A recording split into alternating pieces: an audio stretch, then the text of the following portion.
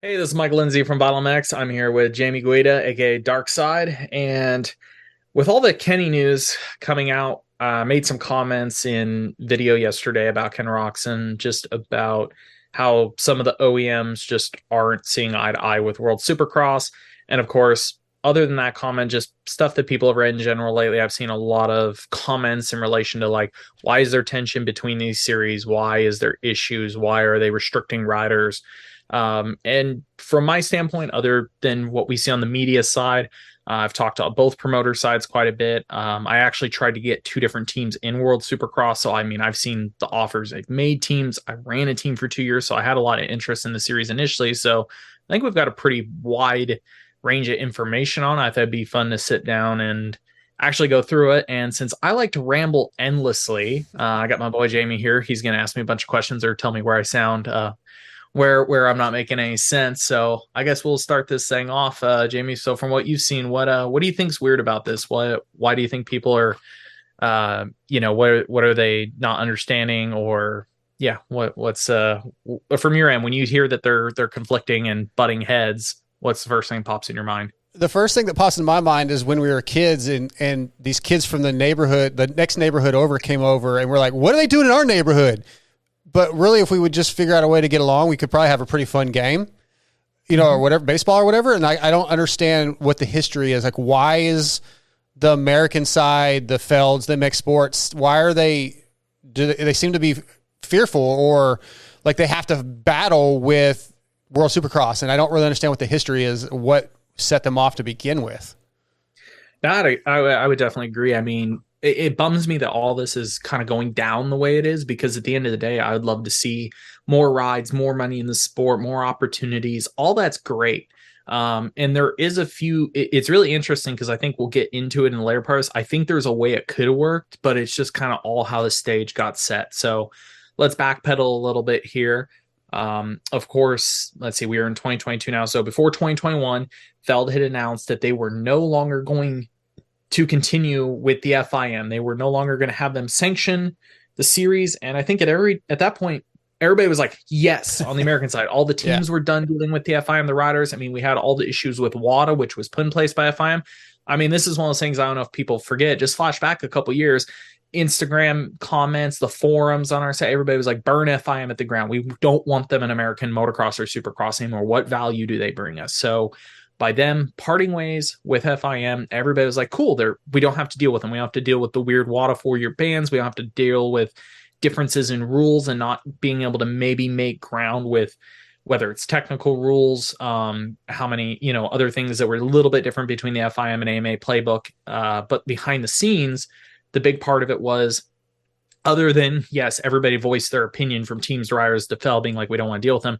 It opened the door for for Feld to start working closer with MX Sports. And a lot of this came up during COVID, when they had to agree to move their schedules around. They started working together and talking more, and the team started having more regular meetings with both promoters. And the conversation finally was there between everybody, which should have been years ago. Yeah. I mean, back in the day, it's kind of more before the present management Feld, but like some of the management before that, I mean, what was it? We used to joke 5-6 years ago, outdoors was summer cross, the summer series. We couldn't talk, like the guys on TV, Jeff and Sheen, they couldn't even talk about it. Right. Oh, Ricky Carmichael's a 5-time champ. What happened to those 10 championships he has outdoors? Like, we forget about that. Yeah, it was awkward as heck. Oh yeah. So we were heading down that road, and a good chunk of that has to do with the series we've seen announced, Super Motocross. And I understand that a lot of people are going to be like, oh, you guys are about to toe the industry line. Like, that didn't exist. Look, before I ever heard of the new SX Global World Supercross Championship, I had contacts at OEMs that had told me there is something new coming down the road. Feld and MX Sports are working together. You're going to see some new series we're all talking about, because the OEMs and both promoters are all pretty much business partners in a way. Whether we want to, this may sound like, I know people are already starting to go, oh yeah, they're all in collusion, they're all in bed together. In a sense, yes, but there's good points to it. Really, at the end of the day, the OEMs kind of fund our sport. They pay so much money in bonuses, championship wins, the salaries. Even when I ran a team, they helped us with salary assistance and bonuses and bikes and parts. Like, yeah, like Monster and Red Bull and some of these outside companies, yes, they put good money in our sport. It would truly shock people how much money the OEMs reinvest into our sport. And a big part of that is they understand this is a sport where that, people participate. Me and you every day ride dirt bikes, and they want to put their product out there. They want to market it. Yeah, it's business, but at the same time, I actually give them a lot of props. They reinvest pretty heavy into our sport. Yeah, you just made the term. You said the term partners, and I think some people that might be almost offensive where they're going, wait. Like with the situation with Honda and Kenny recently, I think Honda made a post that said, we want to support our partners, meaning MX Sports, Feld. And then those same people that maybe don't understand go, well, wait a minute. How can they be partners with the promoter? Because if there is, let's say, a protest or an issue, they go, oh no, they feel like it's unfair. But I don't think the partnership, quote unquote, between the OEMs and Feld or MX Sports is that type of partnership where the OEMs have a say in how things are going to be handled. To an extent, they don't on individual issues against each other because they all play ball. Even though we joke like, oh, Suzuki's not right, Suzuki still kind of plays ball in the same sense of every OEM. They all pay a certain amount to each series for their branding on the tracks we see, their TV commercials, their upgraded space in the pits, like what rules they're allowed to play by. Yeah, a lot of always goes back, oh, the factory teams get, the treatment, the privateer teams in the back, they can't do as much in their pit area. Well, the OEMs pay money to be allowed to do that. They spend money to, again, market, to put their product in front of people, to have a better experience. So yes, they all, to an extent, it's why the OEMs have a lot of say. They do actually have a lot of say in the series and how it's done and where we go. And ultimately, that's why we've never seen Supercross move worldwide. Feld a few years ago was gun-ho on taking Supercross worldwide racing. That's when we heard the rumors that they were going to go above 17 rounds. You know what the main pushback on that was? The OEMs. They're like, no, we're regional entities. We race here in the States. American motocross is very important to us. You're not going to turn this thing into a world entity right now. Like we don't have the money to back it. We can't market outside our regions. Like we can't continue at the level we are if you guys want to grow like that. That's actually a lot of what kind of put to a halt Feld becoming a worldwide expansion at one point. So kind of getting back to the beginning of the history part. So Feld steps away from this. We think the FIM is gone now. Like, okay, whatever. A lot of people joke that we thought maybe Ustream which is now in front, would maybe pick up the World Supercross titling and maybe try to do a European Supercross series. I actually thought maybe in a couple years that would happen. I don't think anyone expected a new promoter to come in and get the FIM license so early, which SX Global did. I think that caught a lot of guys on our side of the boat, like pretty off guard, like, oh, these guys are going to try to do a series. And props them, SX Global guys. A lot of the people behind it are involved in what was the Oz SX race. V8 Supercars, like they're very successful down there. They've ran some great events. And for them, yeah, it's a once in a lifetime opportunity. FIM, the promoting license like that maybe only comes up every 15, 20 years. So I understand why those guys took a shot at, and they had the right people in their corner to get the 50 million in funding they have from the Saudi Arabian backing that they have. But that's all investment. It's an investment group that's putting money into them because they expect a return. And Bailey and the guys that run that series are very honest about that. It isn't a GoFundMe. They weren't given the money to just be cool. Like this thing has to make money down the road. So anyways, they all of a sudden announced last winter, hey, this World Supercross Championship is going to exist upcoming. And I think this is where we get into where the tensions immediately started. There was two major things that stand out to me that kind of set the ball. So I think if they would have just come in and been like they are now, where they're operating only in our off season for a few years, it would have been a different story. But they came in and pretty much said, oh, we're going to run a 6 to 7 race series this next year, and then we're going 10 to 15 rounds the following year in the summer. So they took a direct aim at, even though they always say, oh, they weren't trying to compete. They weren't trying to compete with Feld necessarily, but I don't think they realized how closely Feld and MX Sports were starting to work there. They were more or less kind of taking on MX Sports, sort of taking on MXGP.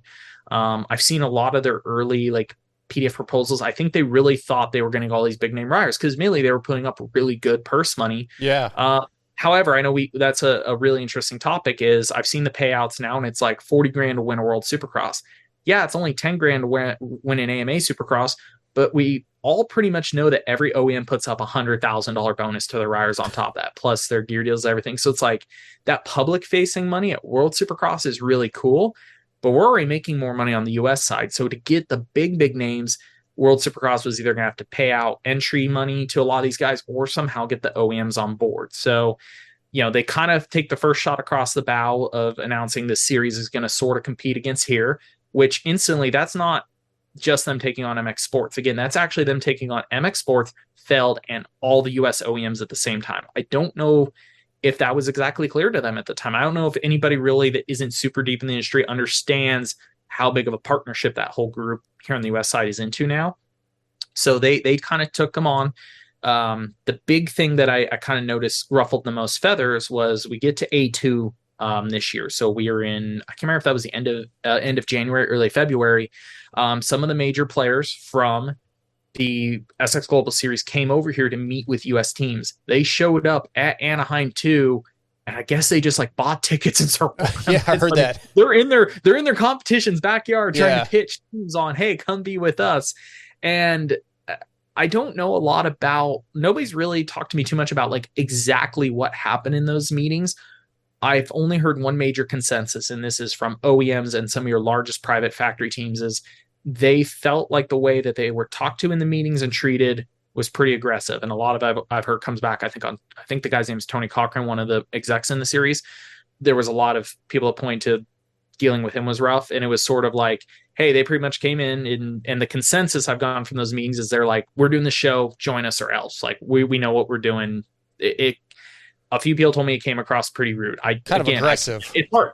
It's hard to say because it sucks. I'm being really vague here, but that's just kind of what I've been told. I really don't know what the end of the discussions were, but it didn't. Whatever happened there didn't go well because even the next race talk around the pits, like it didn't seem like anybody was like super stoked on the conversation outside of your really private teams, your MCRs, your HEP. The guys are really on the outside looking in. Sure.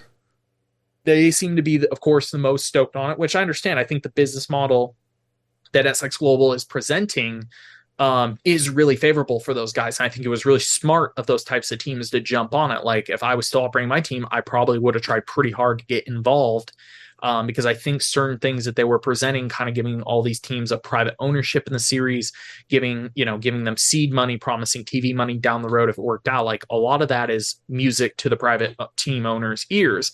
Again, I think for the lower level teams are the ones that haven't, even at like I said, low level, I was still getting assistance from Honda. It was even financial.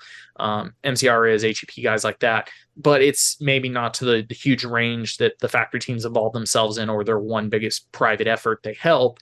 So, for them, maybe it was like, oh, this will be better. We could use this more than the OEM help, where your Mitch Page or Star Racing, the amount of money again and help they're getting for the OEMs cannot be offset by what that series was offering. It wasn't even close. Like they received so much funding and bonuses.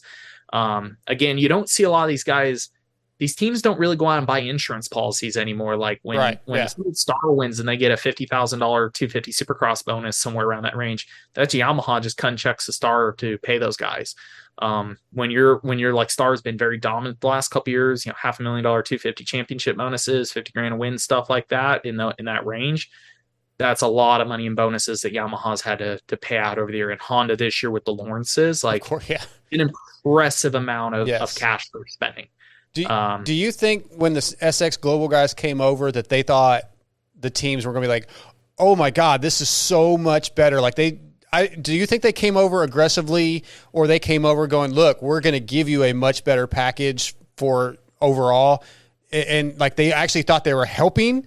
Or do you think they were just really coming in to like strong arm and take over in a more aggressive way? I don't know. It may have come across strong, but I really think they thought they had the answers. And I don't doubt it from their standpoint. They were offering something really good to a lot of teams and a lot of riders. And this is where I get interesting. I think no matter what, for riders, it's interesting because for riders, it's just cool. It's money.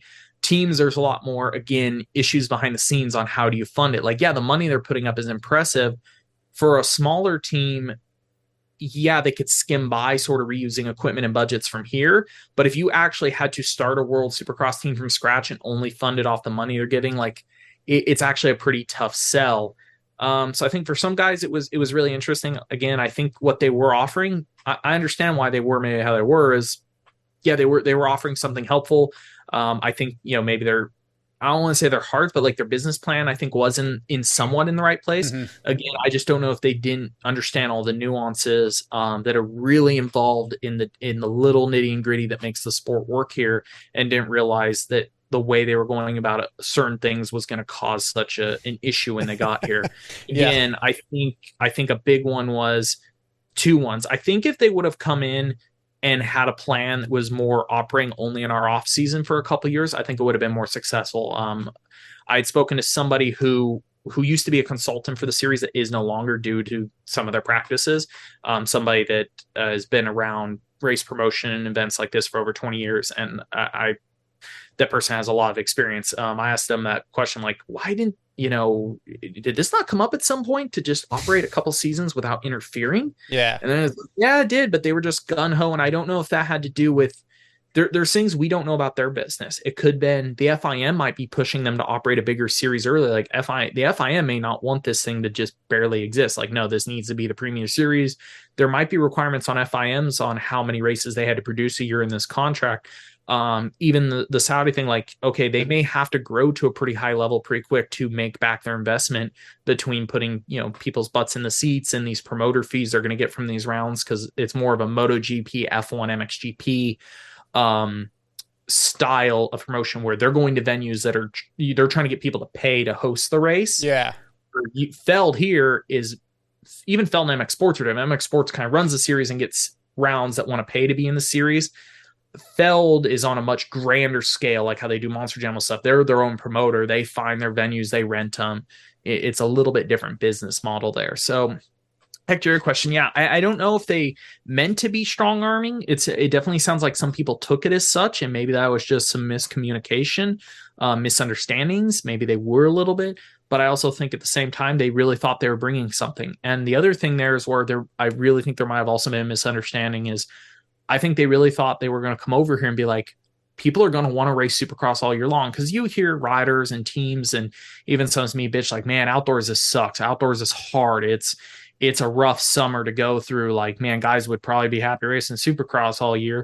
Yeah, it's easy to say that, but again, as much flack as like some of the OEMs get in their in felling on them in business practices, the OEMs are some of the biggest supporters of outdoors existing. That's why they've always turned away. Like, no, we're not going to race Supercross only. It's a cool show, but it doesn't mean you don't ride Supercross. The people buying the bikes don't ride Supercross. Yeah, they know Motocross is very important. So they're like, we're not going to give that up and support the idea of our main rider base, our investments going Supercross racing all year. So I think they may have thought there was going to be more of an open arm feeling of like, yeah, let's race Supercross all year. Let's just race US Supercross and go to World. It'll work. And I think they were genuinely honest when they were saying, even towards Feld, like, we don't want to go up against Feld. We want to be, a way that guys can do Supercross, take a few months off and go in our series. I think they were the SX Global guys. I think they were genuine when they said that. I don't think they wanted to pick a fight with Feld. But again, I don't know if they knew the nuances that picking a fight with MX Sports is kind of picking a fight with Feld and OEMs all at once. Like I don't think, again, they realized how tight they've gotten. Yeah. Yeah. I think a lot of people felt like the Nationals are on their way out almost. Even like eventually Feld's going to be year round and MX Sports is outdoors is going to be gone. And maybe SX Global felt the same way. We'll just come in and we'll have Supercross only all year. But yeah, thankfully, I think for us as fans and media, when COVID hit and the partnership with MX Sports, or the friendship, whatever you want to call it, the relationship with MX Sports and Feld, it strengthened both of those American entities. And yeah, I think SX Global didn't know what they were getting into. And I think it's all a thing of timing. If SX Global would have existed a couple of years ago, I don't think those ties were as strong as they are now. But at the same time, it's so weird to say the only reason SX Global exists is because Feld walked away from FIM for multiple reasons, but one of them was to make this partnership. So it's kind of weird. Like, it wouldn't have worked any other way. I guess you could say somebody could have tried a world style supercross series without the FIM license. They could have tried something like this a couple years ago, but I'm sure because of the FIM license, they think that that's worth something. But again, I think we have to play back to nobody wants to deal with the FIM Right. over here. That's Yeah. another that is a huge red flag for guys over here. Is like, we just got them out of our lives. We don't want them back. Remember, everybody wanted to burn FIM and water to the ground a Well, couple yeah, years ago. after you know what, Cade and Christian, Craig and Stu James, and and yeah, it's yeah, we ah, FIM was a I don't know what this a bruise on our whatever the you know a blemish on our sport. yeah.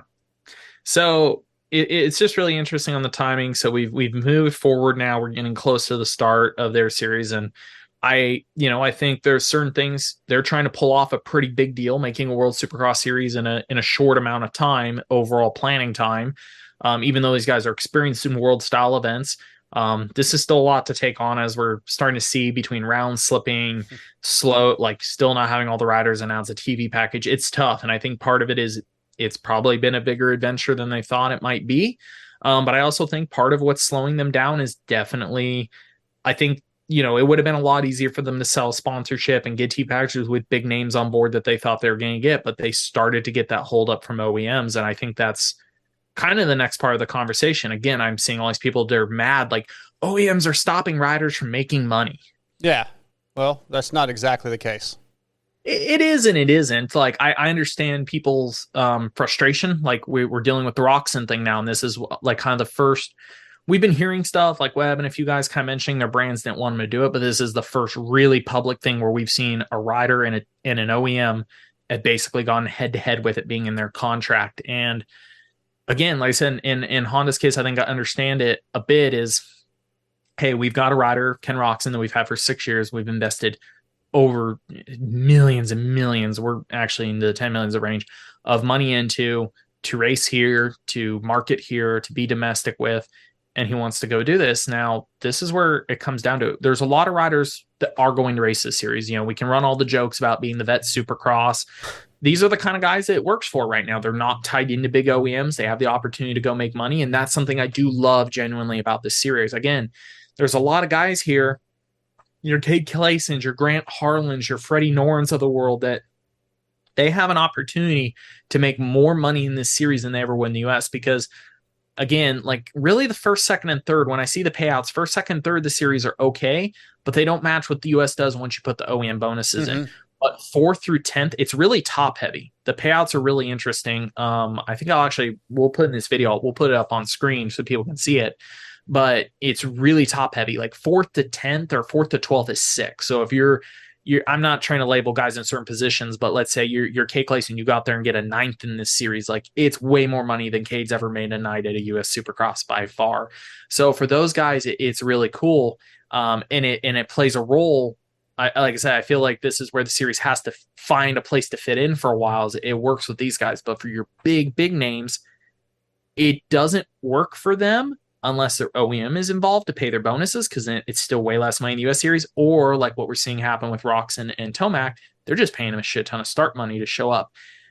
But then there becomes a defining thing here, because I've seen some people, well, why is Eli allowed to race it? Well, Eli's only doing one race. I'm speculating here, but I'm just going to go off how I suspect his contract negotiation went. He was working with Yamaha his next year deal midway through Supercross. He probably said, hey, I'm going to do SX only. I also want in my contract the ability to do 2 to 3 like what would you call it, out or races of his selection, like your Paris Percy's, things like that. So he got that okayed. He's doing this entry as a wild card. He can only race the one race. He's getting paid a lot of startup money, but he probably has to lease his bike from Yamaha, or at least pay the travel costs, a lot of things of that nature. Same if he does Bercy, or he's negotiated that somehow into his contract is added value with Yamaha and Star. So he's kind of okay to do it, but he's made sure he's worked it. Like a Ken Roczen and a Webb wanted to go race the whole series, which if you're KTM Honda, you have a weird choice there. It's like, okay, these guys want to go race. We don't want them racing on other teams and bikes. Like we market them, but we're not going to go spend a lot of budget, especially it's one thing to say, oh, the series is only 2 rounds. Well, it was supposed to be 6 or 7 originally. For them to go do all that for months when they're paying these guys to get ready for the US series, it doesn't work. They don't have the budget. They're not meant to spend their money like that. I understand it. They're employers at the end of the day, and the riders are their employee, and they're being paid pretty well. I think this is where you get to a very different conversation, like a Chris Blows, a Cade, these kind of guys that a lot of times don't have full year deals. Like, yeah, this works in their wheelhouse. They're kind of bouncing ride to ride to do what they can. But when you get to the level of a Kenny and an Eli, you're asking for a lot of money from these brands and these teams to go racing. Yeah. You're kind of expected to fit into the mold they want you to, or at the end of the day, they don't have to pay you either. You yeah, you're worth that money, but if you're going to go kind of against them, it's tough. And like I said, I don't think they realize that these OEMs being more of a business partner to the US series is that, yeah, they're not really going to support a series financially, even if it's just them funding the equipment for the riders to go when they feel like these people are going up against their business partners here. Yeah, and the thing I keep seeing, I looked at some of the comments on the Ken Roczen thing, and they're, well, they're controlling what he does even when he's not signed to him, because he obviously doesn't have a contract right now. And they're not necessarily controlling what he does. They're just saying, hey, if you're going to ride for us, like we don't, I would assume they don't want him to go over there and maybe get hurt at something that they're not even, that they're not part of. And then if he gets hurt and misses Supercross in 23, well, that, why would they don't want that, right? So why would they give him a contract? I mean, it's no different in the 90s. I feel like with McGrath, we heard all the time, oh, you know, Honda didn't want him going riding jet skis or whatever, you know, and they want to keep their guys safe, and it's an investment. Yeah, and that's what I say. I would think of this like the riders in a term are an asset or an investment. So let's say you're Honda, and this is talking a little bit on rumor and speculation, but I think at this point it's pretty well accepted that there's a lot of decent information out there about what Kenny's contracts have looked like. So he's been with American Honda now for 6 years. I think he's had 2 different 3-year deals in that time period. His initial 3-year deal when he was there, and then they re-upped him. If the rumors and provided information are correct, in that time span, he has probably made somewhere in base salary north of $15 million across those 6 years. Not bad. Another crazy one is supposedly amongst this time, Ken Roczen has supposedly never had an injury clause in his contract, which is very rare at that level. There's usually something where, okay, if you're paid a salary, it's paid across 12 months in monthly installments. If you get hurt and can't race through a 30-day pay period, like if you get hurt middle of one month, you still get paid for that month. But if you enter the next month and you can't race, you get some sort of reduction to your pay. It could be, okay, for the first 30-day period you can't race, it might be a 20 or 30% reduction of your salary. And then for every 30 days following you can't race, it may be deducted by another 10%. There's different levels, different ways I've seen in contracts. Some smaller teams, it's a full on, like you just don't get paid if you're hurt. But at these big level guys, it's a percentage. Supposedly, Kenny's never had that. So like in Honda's case, yeah, they've pretty much have paid him full pop to come race in the US. That's why, you know, here Kenny talk about, I haven't really done off-season races. I feel like that's a big part of it. I was like, look, we've invested in you to do this. And in this situation right now, yeah, Kenny's right that legally he didn't have a contract for Honda next year at the time he signed this deal. So I understand his headspace of being like, I'm going to sign this deal and go race these world rounds. Because supposedly the rumor is he's getting paid $250,000 a race to go do these world supercrosses before even what he finishes in purse. So it's pretty freaking good money. The problem is he has a U.S. partner that wants him to race in the U.S. They're willing to pay him to race in the U.S., but they also expect him to be healthy. And no offense to Kenny, other than his actual injuries, we've all seen him have a lot of health issues with being sick, struggling with long series. So in Honda's case, I'm sure they're like, well, what's the point of us having you go race these 2 races overseas right before our U.S. Supercross series when you couldn't even finish a season again this year of Supercross with health issues? And what if you get hurt over there? So we're going to pay you to sit out a bunch of Supercross here? Like, it is. Kenny is an asset, an investment to him at this point. And even if it's very hypothetical, they have to play risk management with that asset and that investment of, okay, we're going to spend all this money. Well, maybe Kenny goes back to him and takes even bigger pay cut, puts a pretty big injury clause back on the table. Like, okay, I'll go do this, but if I get hurt, then it penalizes the shit out of me in the US. Like, that's, you know, kind of at the end of the day only fair, in my opinion, from a business standpoint. You're wanting to take on side, you know, you're kind of wanting to take on side work, like, but it's sort of directly competing. Like, there has to be some give or take there.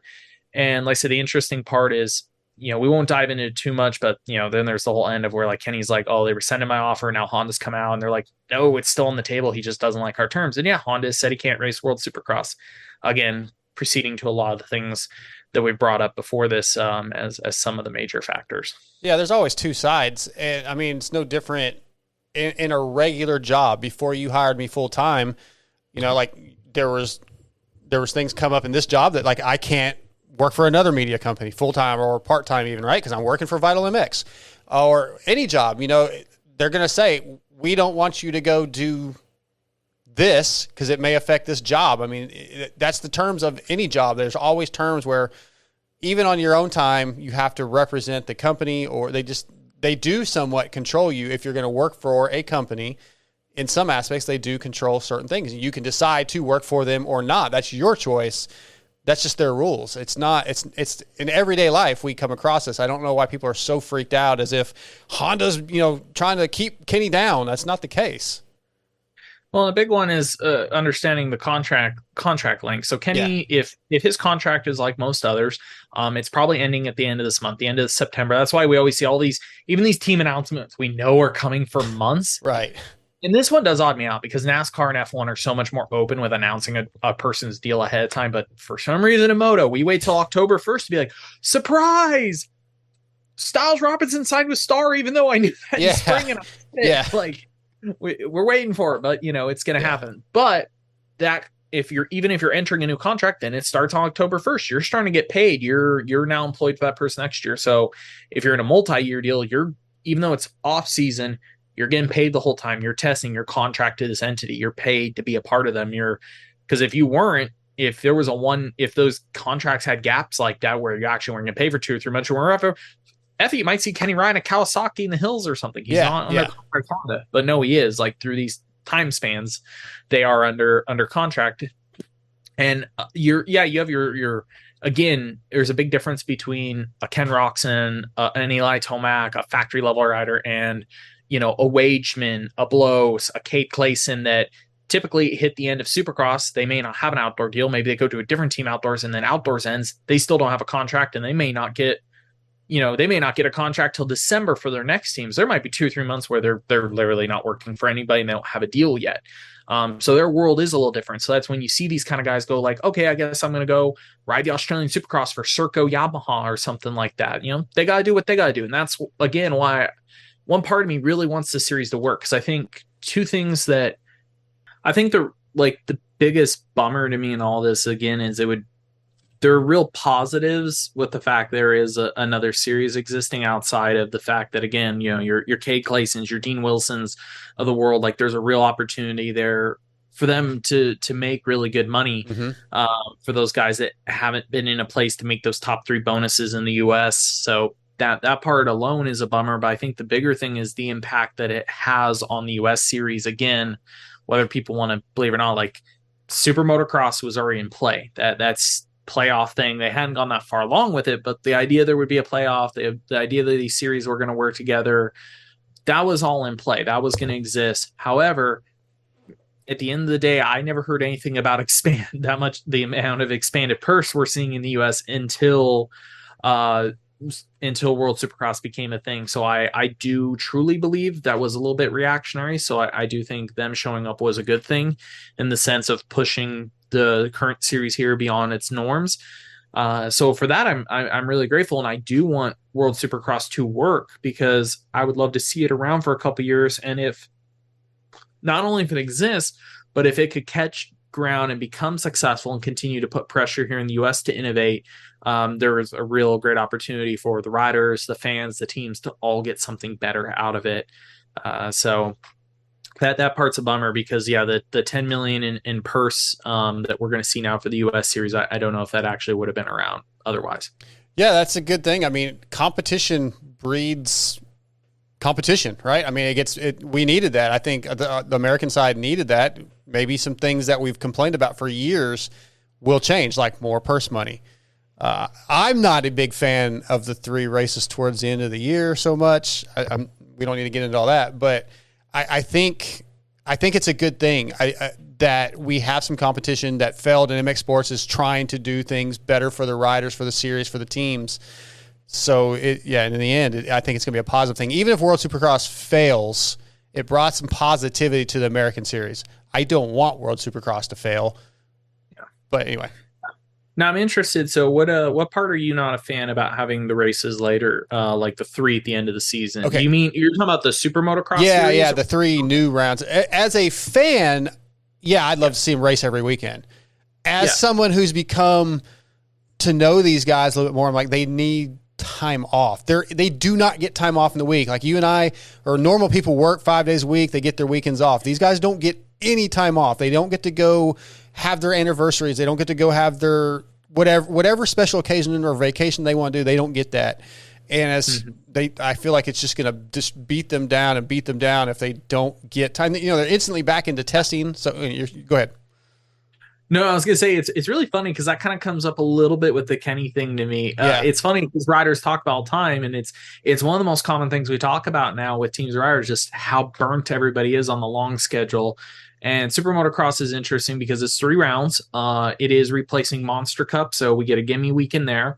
We're losing an outdoor national, so it gets a weekend back there, but then we gain one. So we go from a 30. We haven't had Monster Cup, of course, because of COVID. Before that, we were on a regular 30 race schedule, is what your big stars were used to racing. Yeah. With going to Super Motocross, we go to 31. So little difference. But you had riders all of a sudden that were even big name ones that were all of a sudden like, yeah, I'll do World Supercross because again, a lot of money. That's It's true. like, oh, it's such a grind. We need weekends off. That's true. Wait, I'm willing to do 6 races if there's a lot of Yeah, money. there's a lot of money, but a lot of money signed up. So that one I kind of laughed at. All of a sudden, these guys are like, well, I kind of want to race that too. I'm like, what happened a couple months ago when you were telling me you were so miserable? that's Like, true, I suppose. But like, this is all one series. If with the extra, I mean, I guess it is only one extra round, but it drags off longer.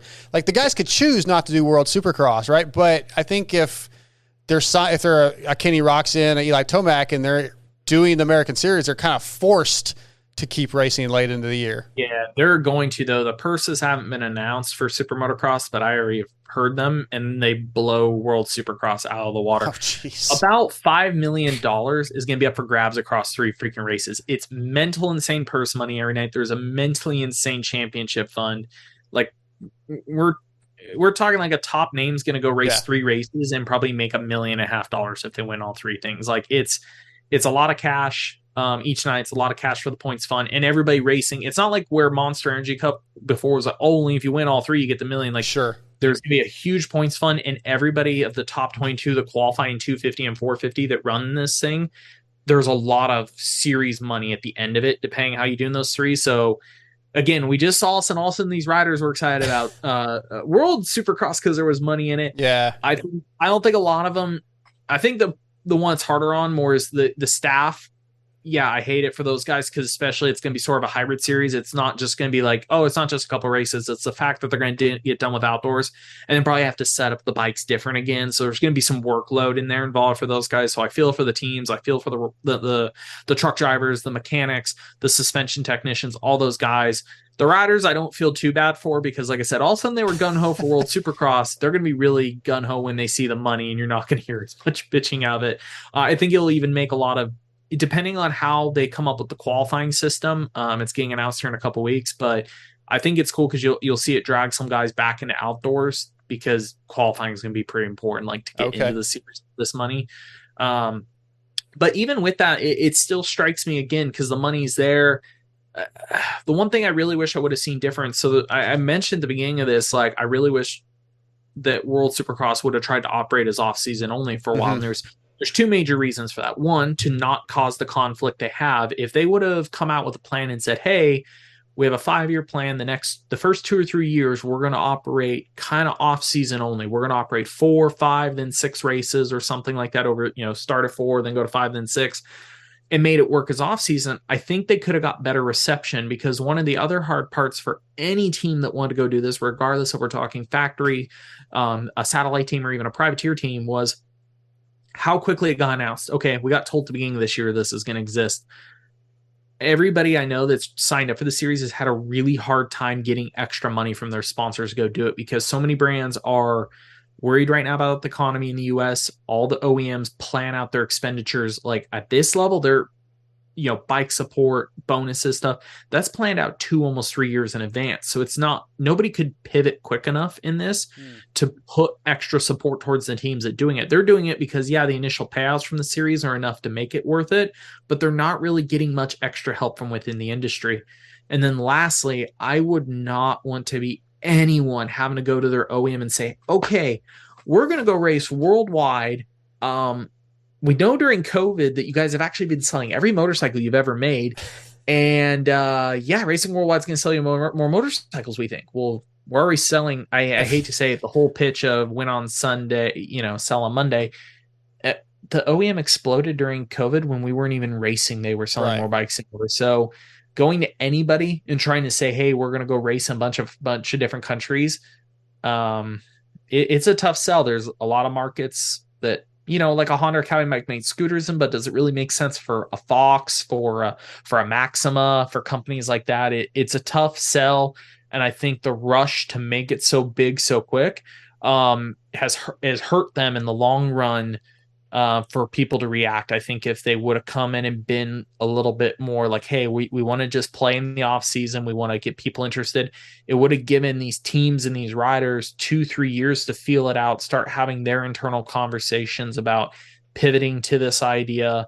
I think that's a huge one. I cannot understate that. I think really hurt them. And again, as I said earlier, I don't know if they just misread the room and thought, oh, everybody's going to jump on this, so we should go big next year, or if part of it was due to their financial backers or even the FIM pressured them to go so big so early. I would love to know, because I think that would be a huge part of studying how well this goes or not. And ultimately, if it doesn't go right, like, is that, I feel like that's going to be a big part to point a finger at if this doesn't go well.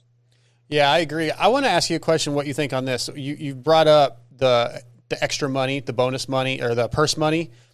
Do you think over time, if World Supercross stays around and they do kind of keep having this battle, I'm going to call it, with money and whatnot, that eventually Feld will start raising the purse across the board in the normal Supercross series and even MX Sports? Because that's the biggest thing with these guys, the privateers, the guys at the bottom half of the finishing order, not making a lot of money. Do you think that will grow because of the competition with SX Global?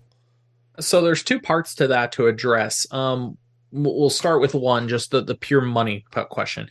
Well, you're already going to see it. Part of that whole 10 million purse expansion in the US, part of that is earmarked for the existing series. You will see a purse increase in Supercross and Outdoors next year. I think it's going to be somewhere around $30,000 to $40,000 an event. Yes, so I think I'm really roughing this. I could be wrong. I think a US Supercross is around 120, 130,000 an event. World is 250, so I think a US Supercross will go up to like 160. Outdoors is going to go from 65, 70 to about 100 around. So it's modest, but they also pay deeper. They're paying, US Supercross is paying to 40th and Outdoors is paying to 40th, where Global's only paying the 22nd for the teams. And that kind of comes to the second part of what you said is, you mentioned privateers.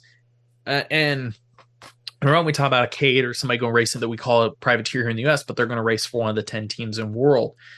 That's where it becomes interesting, because I've seen a lot of people label like, oh, World's the only one putting up money for these poor riders to make. Well, if World starts to become successful, it's going to push the Cade Claysons out. It's going to push the Grant Harlans out. It's going to push the Weltons. No offense to any of them. If they up their game, maybe they'll stay in.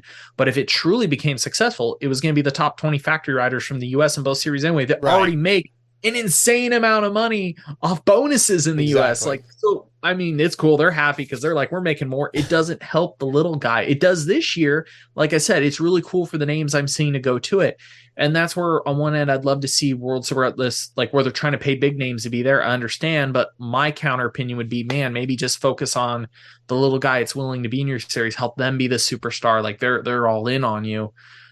Because if the series does continue to grow, it's not going to help those level of riders. The only place they do have an opportunity to ride and make money actually is the US series. Exactly. To that point, since there is no privateer realistically in this series.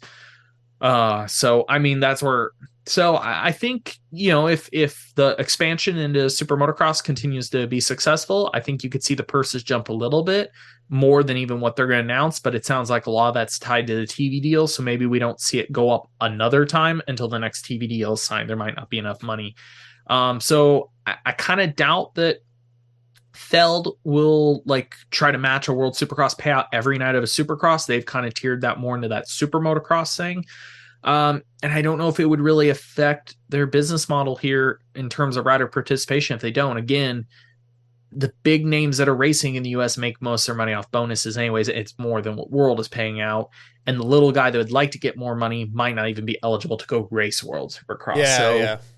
it gets, I understand your point. I think I've heard a lot of people focus on that, but when you break it down like that, it's like, okay, I understand the correlation of like, oh, it'll make Feld really step up on Person US a little bit, but not a lot because they kind of almost don't have to because of the reasons I just stated. Yeah. I don't think it would be world changing. I don't think it would change their business model that much. Like when I say, I guess I'm using the wrong term when I say business model, it would change their participation that much. Sorry, I don't think it's going to make riders flock in or flock away again because it's a bummer to me. I had talked to back during COVID, the first year of COVID, there were some private team meetings, and a lot of us were talking about if there was a way to turn the bonus money that OEMs pay to us privately to teams, if there was a way to somehow make it public, to make it where everybody paid into a pot and helped increase the purse publicly. Because again, it sucks at the end of the night that, oh, publicly it looks like,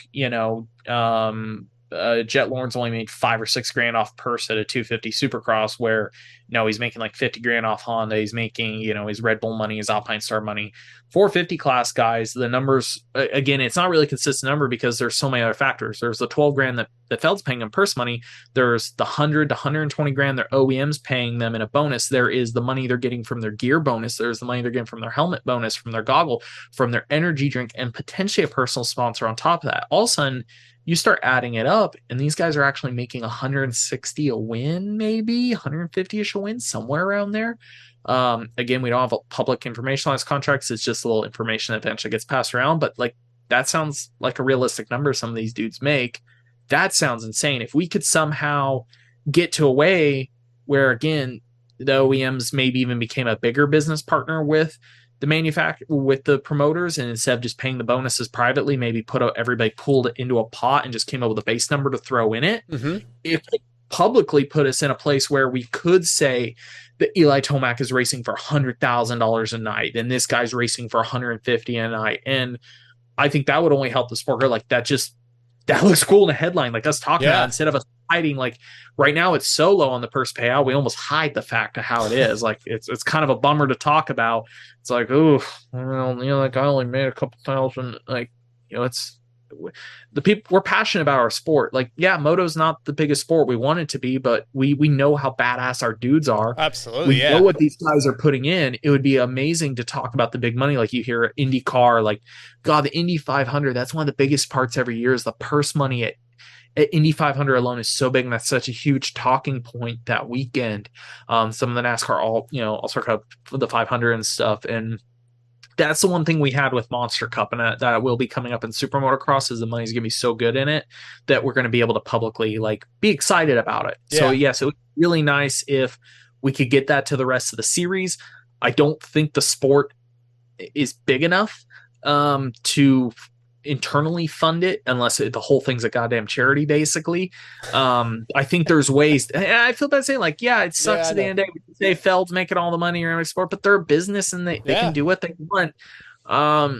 It would be cool. I think there's ways to get there. It's just it's not as simple as the promoter just putting up more money. There's more layers to it. It's a lot of political behind the scenes stuff. There's a lot of little nuances to the sport.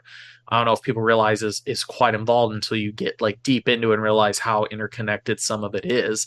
Because the sport is very self-funded, even down to your small companies, your Yoshimuras, your Renthals, these hard parts brands, how much they invest back into the sport. And again, it's hard to point a finger at any one person. Like everybody in the sport gives back a lot to it internally. I wish there was more outside, because it's hard. It's like we can't open the tap any further. It's like the own sport's putting so much money back into itself. It's hard to open the tap any farther. Really, the only option is either the money has to move down from the top guys to the lower guys more. It has to be more even spread. But you don't feel like, I mean, yes, Feld's a business, but you don't think that they should put more of their part back into it to the lower level finish positions? They're still going to be a successful business if they put, I don't know, another $50,000 an event back into the purse for the lower level guys. Well, that's about the number. Yeah, I said about probably 30 to 40 is what's going to end I'm up talking going on top of that. Even let's get it to the same. Let's get it to the same as the World Supercross purse. Yeah. Like, it's not going to hurt them that bad. I don't understand why. It's always going to. We're paying deeper, so it would never look the same. It would have to go. We'd actually have to get bigger than the World Supercross purse in a sense because we pay deeper. I feel bad. I don't mean it's against criteria. It kind of. I don't know if it would really change that much. Like, they still have full gates. Yeah. It would be cool if there's 9 people qualifying night. As long as they have full gates, they're kind of in a term successful. And only they see their balance sheet. I don't know, but I do know from talking to you, there are events they currently lose money on. I think everybody thinks they kill it every round. Yes, don't get me wrong. There are rounds they make money off of and probably make good money off of, or they wouldn't be doing this business straight up. Sure. But we've heard them comment quite a few times on some of the experimental rounds in different markets that they also lose money at some rounds. So, I think it's hard to just say, oh, they can pull 50 out. Well, sometimes that was the difference between them making, maybe there are some venues they're making a couple million, and then there's venues they've lost money on. I would love to say at the end of the day, they could put more in it. It would change lives. Maybe it would, maybe it wouldn't. I think the hardest part, again, is what we're talking about. Like, 50 sounds like a big number till you spread it across all 40 positions. I think the only way it really makes a big difference for the guys, again, the privateers we cheer on, is if you somehow earmarked it and pushed it downfield. Yeah, that's what I'm talking about. Like, 12th back, like, take an extra $50,000. Okay. All right, fine. But that's where I was making a comment earlier about, like, I think potentially if there was a way to get the private OEM bonuses into a pot, like there's so much money there. If you could put that up, you could take pretty much all the existing purse and just move it down. Like, you could really move it downfield if that existed. So I think it's a much bigger number than 50 is what I'm saying. Like, for Fell to really make a big impact on the low level guys we're worried about. Again, like, they throw 50, it looks cool. I think that's why they're putting, I think, again, with the purse split, I think that's why they're putting so much in SMX Cup. Like, if they took that 10 million and evenly spread it across everything, it would make a small difference on each series, but I don't think enough where it's drastic, where if they pack it all in at the end, it makes a big difference, and it's big to publicize. But to make it like life-changing every night would need to be like $400,000 to make it where these privateers are making big money, like real, like, more than they're just surviving every year and making it like, a medium wage job. Having to do air conditioning work during the week. Yeah, exactly. I don't feel like these guys should have to have day jobs if they're going to race professionally. Exactly. And it's true. And I think also that's kind of a weird one. I say again in our sports, like, I can say all to the end of the earth, but at the same time, it's also one of the few sports where you can openly sign up just because you're the last place. And I don't mean this really against anybody that's trying Supercross. I've seen some dudes the last place in the Supercross. Yeah, I don't think they should make a living off it. Right. Okay, fair enough. Dude who is like last place in qualifying the last couple, I'm like, I see them like, you're not really good when you're that far off in time. Like, I don't think you should make a living doing this. You aren't of that caliber. We don't. It would be different to say that if everybody lining up for a Supercross should make a living, if all the dudes in it were within a couple tenths for that final qualifying spot. But when somebody's like 8 seconds off on the final qualifying spot, you're like, that's like me going out there and trying it. And I know I should make a living doing it. Yeah, I see your point, man. Yeah, those guys, but you're right, be a local pro, hit some money races, but yeah. Yeah. And that's why, again, I think it's tough because that's also, again, why I would like to see a world. This one I've been struggling with a little bit. Like, there's a part of me that kind of wants World Supercross to work, but only to an extent, because I want it to be good and have good money in it. So guys, again, we talk about our buddies, Arcades, our Brandon Hartrands, those guys can make money. But if it's really successful, only the top guys are going to be in it. You hate our sport, Michael Lindsay. You just hate our sport. I do. I hate World Supercross. I want it to be successful, but not that successful. Okay. You know what I mean? Like that's I guess what I'm saying is like I Yeah, I hear actually you. I want a B series to exist somewhere. Right. That's what I want. And I guess isn't that what Arena Cross is? used to be. Hopefully I'm hearing like things it sounds like they're trying to be a little more aggressive Yeah. this year, but that's what you look at again a NASCAR that has all these feeder series that actually pays. I think that's potentially more of our problem than anything is not only that we need more series, we need more series that a wider range of riders can participate in. Just because, again, if World Supercross was truly successful, it'd be the same 20 dudes that already make a decent living racing it. So I don't think that's a solution. I really don't. That's cool. It's more racing for us to watch. But again, when you see all these people complain about, oh, it's, about teams, keeping guys, these guys can make money there. But it's like, it's already the guys that make millions. Not okay. That was an exaggeration. Not everybody in World Supercross can make millions, but your top dudes, like Right. guys that, yeah, they're stoked to go do it for more money, but they're already doing really well. I would love to see a solution for the guys like we talk about the Predator. They're not even the Predator, the low level team guys that make a real living at this. Yeah, and, the Cades and the yeah. Kyle Peters and those guys. Yeah. And that's not what this series actually is at the end of the day. If we were to break it down, if it becomes a success, they want to. It kind of is right now where it's on the border. When we're talking about the borderline of it working, not working, it's working for the guys that we want to see it help. But if it ever actually took off, it's not helping the guys. Yeah, all the good guys would eventually migrate over and do it. Yeah, and take all those spots away. I get it. Yeah, I mean, it makes sense. I'll be honest. I don't like that. Really funny. Now that me and you've talked about that's actually one of the first times I've really like processed it that deep. Yeah. Like, oh, right. Because the same thing, I'm just like, oh, it'd be nice to just work, more range and more guys making money. But I'm like, if it really works, it's kind of the same dudes making money. They World Supercross would have to say, okay, we're going to do it this way with all this money, but anybody that finishes in the top 10 in AMA Supercross, you can't come. It's for everybody outside the top 10 or 12 or whatever. Well, it's kind of weird. It's almost that thing where it's like, what Arena Cross is like, okay, would it be better if it was mostly a European Supercross series that ran during ours, so only people over there raced it? So then it truly is a wider range of series for guys who ride Supercross because it runs at such a competing time that most of our guys can't participate. Yeah. And then teams in Europe would be hiring Cade Claysons and Harlins, guys that aren't really making it here, but they're like, well, the big names are racing the AMA ones, so come race ours and we'll pay you really well. Like maybe then it actually truly succeeds by giving a wider range of opportunities. Yeah. Okay. But then when those teams also say, well, hey, Ken Roczen, hey, Eli Tomac, we'll pay you to come race our series even more. If the series was truly equal, yeah. If the series was truly equal, that's where I think you get an argument. and not that they're apple to oranges, but then I get into more car racing. Like, oh, you have like open wheel racing, you have IndyCar and F1. You have two very strong series. One is definitely the cream of the crop, F1, but IndyCar's really good and guys can make really good money there. They operate around the same time. You don't see guys crossing over and doing both. Right. You're in one or you're not the other. They're both same thing. It's only teams, no privateers, but hey, F1 fills up and some F1 guys that don't make it go to IndyCar, certain guys open wheel in America grow up into IndyCar. Like, I guess that's my example. Like, that's what I'd love to see the US end up with in some ways, or sorry, not the US, the world or motocross end up with in some ways is actually two series that sort of ran at the same time that were competitive enough it actually gave guys a true wide range of opportunities. Because like I said, the more I think about it, the more I look at it, I'm like, I don't know if World Supercross really is that. No, it doesn't. It's not. You're right. You might have a guy like Justin Barcia. Personally, I'm right. I don't need to be right. Okay, you're wrong. A guy like Justin Barcia might go to the World Supercross and be like, well, I'm not winning a championship in America, so I'm going to go win a world championship where the competition's not quite as deep. Yeah. Yeah. There's options, but right now we have what we have, and it's been a lot of drama lately.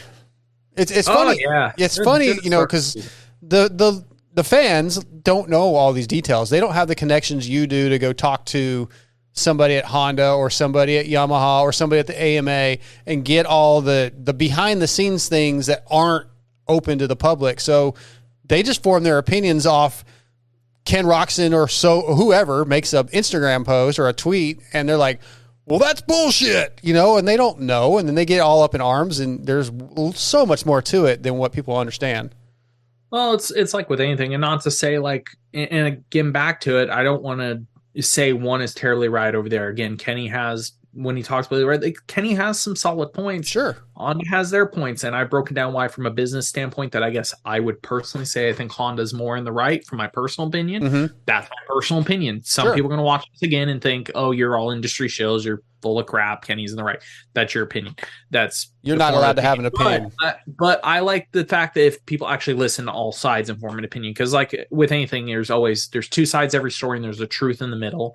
And that's the tough part with some stuff these days, with whether it's media or riders. Some people have such a voice, like we saw happen the Hayden Deegan story. Again, I'm not taking sides there, but I think there was a lot that landed in the middle. But some people heard one end of it. The first end that got out there publicly had to be the right one. Apparently. Yeah, exactly. It's run with. A little bit seen with Kenny. Just people instantly took Kenny's side without any second opinion or really thinking about all the situation. And again, not to say if you listen to both sides, you still wouldn't agree with Kenny or you wouldn't take on a side, but that's why I like discussing this kind of stuff, because that's what I feel like challenges our brains as well. And like really, you sit down, you hear both sides of it, and you actually learn what's going on. Maybe some people aren't interested. Maybe some people just want the entertainment factor of jumping behind one side and be like, yeah. Yeah. Kenny took it to the man. Yeah. That's the thing. All against the man. Take the man down. And that's the toughest one again. Always is. It's really easy to always take the first side that is against the man. That has to be what's going on in the world, because the man, the industry, they're keeping you down. Yeah, and that's what I've joked about multiple times. Is believe us or not, call us industry shills, whatever you want. Like this is where this is the best information I can provide you. Like here's why one side's trying to do. Here's why the other is. Here's why it's kind of not working out. Like. Yeah, the industry side and this side does have power, but again, we tried to break down the business reasons of this is why they're doing things the way they are. This is why they're against it. It goes maybe deeper than people realize. So they have their reasons. And still, everybody might listen to this and go, yeah, it's still bullcrap. Riders should be able to do whatever they want, which I guess I understand. Some guys are going to feel like that. They can do whatever he wants right now. Yeah. He can choose to go race World Supercross, but Honda can choose not to employ not hire him. That yes. He can do whatever he wants. He but any of us, I could go out right now and go to the bar and drink a whole bunch of alcohol and go drive down the road. I can do that if I want to. There's repercussions. There's repercussions if I decide to go rob a bank right now. I can do it. There's repercussions. That's very drastic, obviously, very different. But I was say you went for an extreme. But I mean, the point is, I'm trying to make a point that he can do whatever he wants. But yes. if he's under contract, that's not quite the case. You can't do whatever you want when you're under a contract. But if he chooses to do something that the company he wants to go work for doesn't want him to do, he has to understand there's repercussions. Just is what it is. Yeah, and I think that's what you're seeing is. And I think, him even going on James's show and saying like, here, this is what's happened. Like that's fully within his right. I think where you see the Honda reaction is more like wording is very important. They rescinded my offer, and Honda's counterclaim is like, no, offer's on the table. We understand you turned down because they did give him an ultimatum. At the end of the day, Honda gave him an ultimatum that these are what we require for you to take on these services. You can't compete, can't do this series, blah, blah, blah. Yeah. Whether, again, that could be right or wrong. Somebody that's their right. I think it got misrepresented a little bit. So that's where you're seeing the repercussions and how the situation is now being handled. They're like, hey, yeah, you could say this, but like the way you said it is, in their opinion, not terribly accurate. Yeah. So that's where we're starting to see now. And that's where the drama part almost more than anything comes out, is just the way it was handled or termed, or just the way it was presented to the public. Set some people off and set some things in motion. I think you're right. I think that's And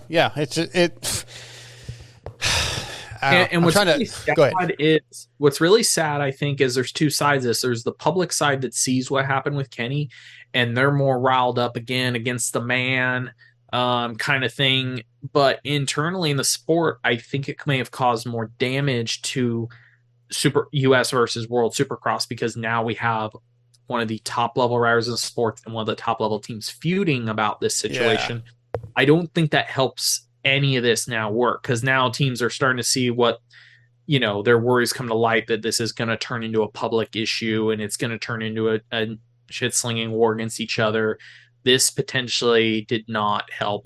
One side could say, oh, it's going to bring awareness to it. It's going to put pressure on these teams like publicly because all the negative comments to let their guys maybe be more free or do this or that. I think quite the opposite. I think it vindicates them for acting the way they are, and they'll continue.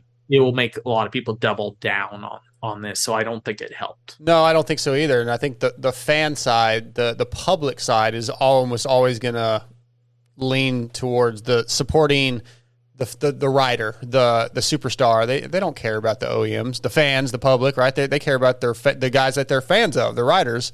So they're almost always going to lean towards supporting Kenny or Eli or whoever has the issue at the time. And yeah, it's not beneficial to the sport to not sit back and look like what we're trying to do right now at all the sides and try to decide what's best for the sport overall. Yeah.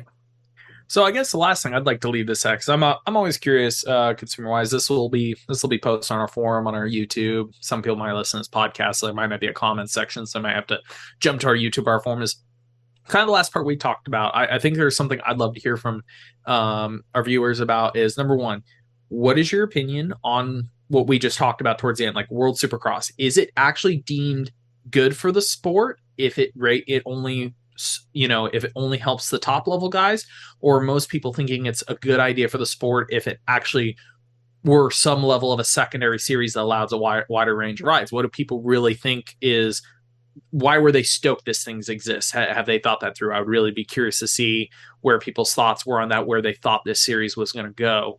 And then I guess the other one is, now hearing the whole extent of it, do you still feel like the OEMs are being overly powerful against their riders? Or is it, okay, yeah, the riders have signed up for this, like, yeah, they have to, accept it. It's part of their job. Like, where do we land there? I really like to hear people's opinions. So again, anybody listening to this, if you're listening onto one of our platforms where there's a comment section below, throw it down there. If not, jump on. I'm genuinely curious after this, like, what people really think of those two situations more than anything. I am too, because I keep comparing it to, quote unquote, again, real life, regular job. You can't just do whatever you want. You can't. Nothing works that way in real life. But for some reason, people, like what you just said, like they're having too much control over the rider. I mean, it's the employee. Kenny is the employee. I mean, yeah, he's sort of a subcontractor, but when you work for a company, there's rules. It just is that. It's that simple. Even if I work for myself, there's still rules in life. I don't understand why this is such a big deal. Mm-hmm. I just don't. I don't get. I guess I like big deal just because it's never happened in our sport, but it's definitely because it is such the top level. It's in such a public eye. And that's even the last thing that was kind of fun. And I don't mean this in a bad way. It was just interesting to me that Kenny picked James' podcast to do this on. That is true. So public between his reach and James's, I'm like, man, that was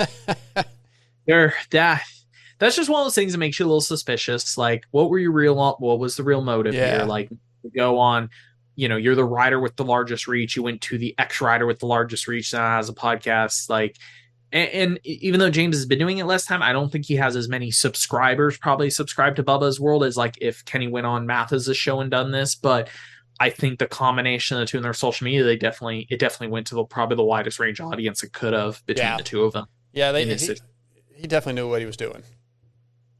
I agree a little bit there. Like I said, I'm playing a little bit conspiracy here, but it's like, sure. I don't think so. He didn't come on the Moto X Pod show. Oh man, you didn't get that. Well, let me check my phone. Nope. No, I didn't get a text. Well, cool. Thanks for taking the time to do this with me, man. Yeah, man, this is cool. Good times. All right. I guess that's it, huh? Cool. Yeah. Again, if you're YouTube, like, subscribe. If it's Vital MX's website or checking this out, thank you very much for checking the website out. And if you were listening to this on podcasts, make sure you subscribe, check it out. Mr. Jamie here across from me is posting a lot more content on our podcast network. So it actually looks like a podcast network now. Yeah, I'm getting a lot of responses out of that. So trying to do a couple a week, 2 or 3 a week. Well, check you guys out in the next episode. Thanks for watching.